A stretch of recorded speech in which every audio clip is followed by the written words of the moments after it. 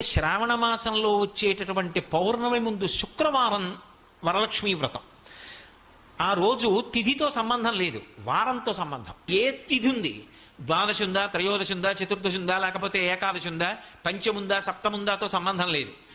చివరికి వచ్చేస్తుంటుంది శుక్లపక్షం. పౌర్ణమి ముందు శుక్రవారం ఏమొస్తుందో ఆ శుక్రవారం నాడు వరలక్ష్మీ వ్రతం చేస్తారు. వరలక్ష్మీ వ్రతం చెయ్యడానికి అసలు ఈ వ్రతం ఉన్నది అని మొట్టమొదట లక్ష్మీదేవి ఎవరికి చెప్పింది? చారుమతికి చెప్పింది. తెల్లవారు లేస్తే మనం కథ చదువుతాం. చారుమతి ఆ మాటకు అర్థం ఏమిటి? నిజానికి అద్భుతమైనటువంటి పేరు, ఆడపిల్లలకి పెట్టడానికి పరమయోగ్యమైనటువంటి పేరు చారుమతి. ఎంత చక్కటి పేరు! చారు అంటే సత్, మంచి అని.